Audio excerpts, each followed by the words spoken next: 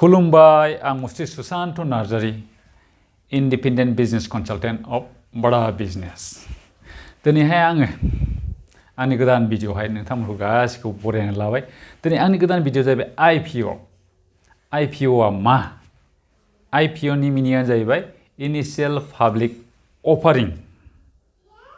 दा आइपिअ खौ माबोरैहाय कम्पानिया इस्यु खालामनाय जायो आं बेखौहाय स्टेप बाय स्टेप खोन्थालांनो नायदों जेब्ला जों कम्पानि खालामो अब्ला मा खालामो फार्स्टआवहाय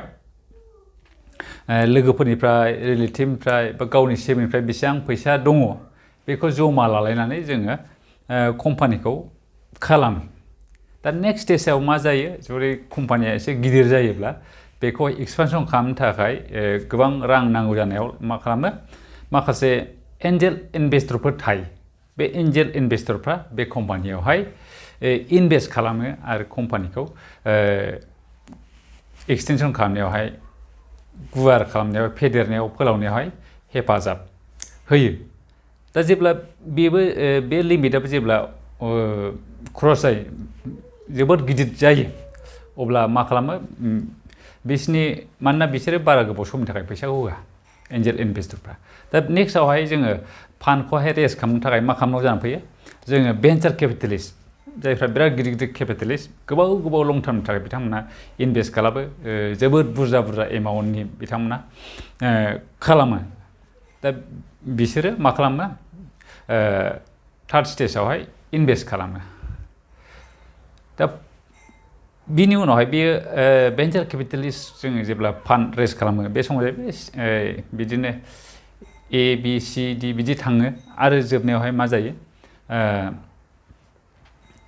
जोङो कम्पानिखौ जुदि बिराद गिदिर खालामनो बिराद गिदिर लेभेलावहाय अल अभार दा वर्ल्डआवहाय जुदि खालामनो सानोब्ला जों मा खालामनांगौ आइपिअ लाबोनांगौ जायो दा आइपिअखौ मानो लाबोनांगौ जायो होनना बुङोब्ला जोंहा कम्पानिया माखासे इनभेस्टरफ्रा एग्जिट जानो माने ओंखारनो सानो आरो मा जायो गोबां लनफोरखौहाय जोङो सुख'नांगौ जायो आरो गोबां रांनि गोनांथि जायो अब्ला जोङो मा खालामनांगौ जानानै फैयो आइपिअ लाबोनांगौ जानानै फैयो जेब्ला आइपिअ लाबोनोब्ला जों मा खालामग्रोनांगौ कम्पानिया सिगाङावनो मार्चेन्ट बेंकारखौ हायार खालामनांगौ जायो मार्चेन्ट बेंकार गिदिर बेंकफोर दं बेखौहाय हायार खालामनांगौ जानानै फैयो दा हायार खालामनायनि उनावहाय मा जायो बिथांमोना बे आइपिअ नि प्रसेसफोरखौहाय माबोरै खालामनांगौ बेखौ खालामो माने जोङो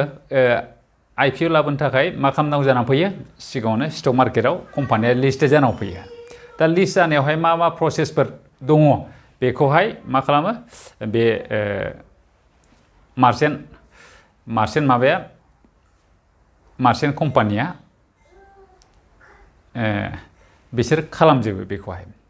दा जोबनायावहाय जेब्ला माने गासिबो प्रसेसा जाजोब्बाय अब्ला कम्पानिया स्टक मार्केटआव लिस्टेड जाबाय अब्ला आइपिअ खालामो दा आइपिअखौहाय जेब्ला जाबाय अब्ला नों आं गासिबो पाब्लिकफ्रानो बे आइपिअखौ बायनानैहाय मा जायो बे कम्पानिनि बाहागिदारि माने शेयार हल्डार जानो हायो सम कनफिउस जायो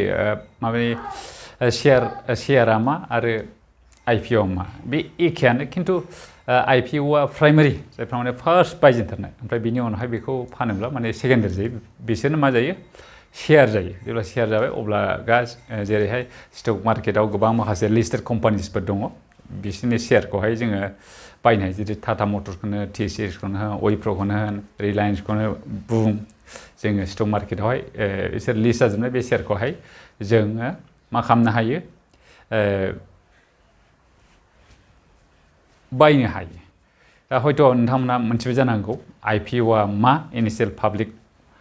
अफारिं जाय आइपिअ ओंखारबाय जोंनि पाब्लिकफ्राबो बेखौहाय बायनो हायो दा जेरैहाय गोबां आइपिअ फैगासिनो दङ जेरै पेटिएमनि आइपिअ फैगासिनो दङ नाइकानि आइपिअ फैगासिनो दङ बिनि अनगायैबो गोबां माखासे कम्पानिफोरनि आइपिअ फैगासिनो दङ नोंथांमोना माब्ला इसु जागोन बेखौहाय नेटआवहाय इन्टारनेटआव चेक खालामनानैहाय नोंथांमोना नायनो हागोन आरो जुदि नोंथांमोना गोबाङैहाय मोनथिनो लुबैयोबा बा बिजनेसनि ट्रेनिं लाबोनो लुबैयोबा कचिं लानो लुबैयोबा नोंथांमोना मा खालामनो हागोन आंनि बे गाहायाव होनाय नाम्बारावहाय फन खालामनो हागोन जायखिजाया एनि business BCP business coaching programme जे जोङो लन्च खालामगासिनो दङ जायखौ जेरावहाय नोंथांमोना बिजनेस जायखिजाया प्रब्लेमखौहाय सल्भ खालामनायावहाय हेफाजाब होगोन हेन्ड होल्डिं खालामनानै नोंखौ हेफाजाब होगोन नोंहा जुदि फाइनान्सनि प्रब्लेम जादोंबा फाइनान्सखौ माबोरैहाय रेज खालामनो फान्डखौ माबोरै रेज खालामनो